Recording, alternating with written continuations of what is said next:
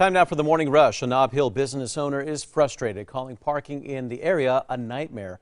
Kim Apodaca is the owner of Andy and Edie, and she says that she's now been ticketed multiple times in Nob Hill for an expired meter, even though she has paid through the app and still has plenty of time.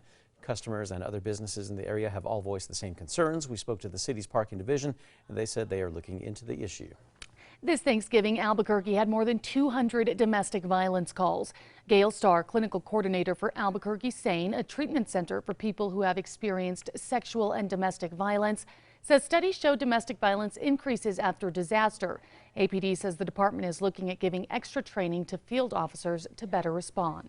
Concerns over the number of cannabis stores in Belen, they have led to the city to stop accepting new cannabis retail applications. Right now, the city has 3 cannabis stores with 4 pending applications. It's unknown how long the city of Belen is going to halt the accepting of new applications. Erica. Here's a look at let's take a look at our school day forecast for today. We're going to be seeing those temperatures. We're all over the place. Around freezing this morning and climbing into the 50s by the afternoon with some very windy weather, so be sure to grab your windbreaker. Yesterday, the Paid Family and Medical Leave Task Force shared their recommendations with lawmakers. The state currently requires employers to offer paid sick days, but this proposal would cover long-term absences up to 12 weeks. State lawmakers heard from CYFD leaders about their progress improving the conditions for children in their care. The secretary of the Troubled Department said that they are working on changes, but they need more time.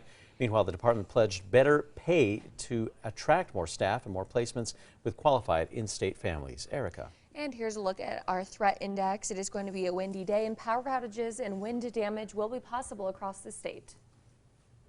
An Albuquerque police officer suing the department, saying that they retaliated against him after he came forward with a complaint of inappropriate behavior by one of his bosses.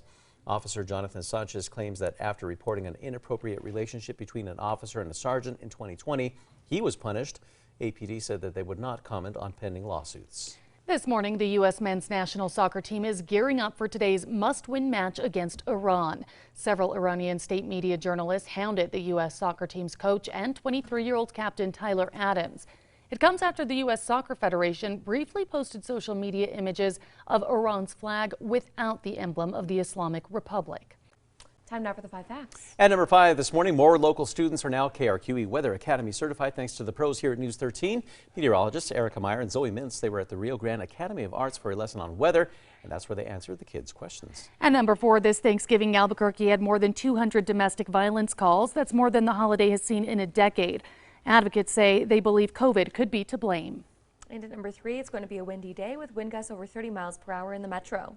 And number 2, an Albuquerque police officer is suing the department, saying they retaliated against him after he came forward with a complaint of inappropriate behavior by one of his bosses. And at number 1, state lawmakers heard from CYFD leaders about their progress improving conditions for children in their care. The secretary of the Troubled Department said that they are working on changes, but they need more time. Those promises came in the wake of a class action lawsuit arguing that children in CYFD custody were not getting adequate care and not being placed in appropriate homes. The department pledged better pay to attract more staff and more placements with qualified in-state families.